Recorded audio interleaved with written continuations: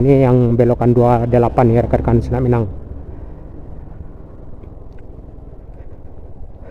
Dari kelok 29 ke 28 aman, tidak ada terlihat longsor. Ini menjelang kelok 27 aman. Kelok 27.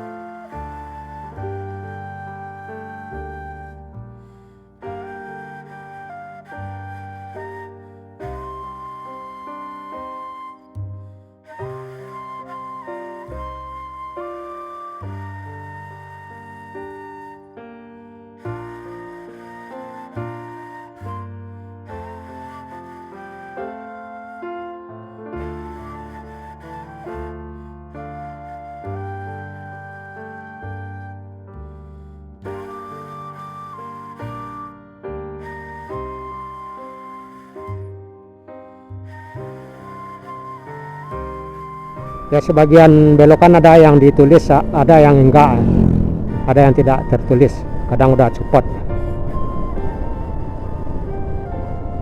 Berarti yang baru saja kelok 29 ini yang belokan 28 ya rekan-rekan Senak Minang. Dari kelok 29 ke 28 aman, tidak ada terlihat longsor. Ini menjelang kelok 27 aman. Kelok 27.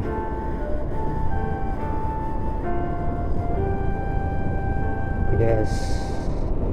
Kelok 27 kita lewati dan kita mengarah ke kelok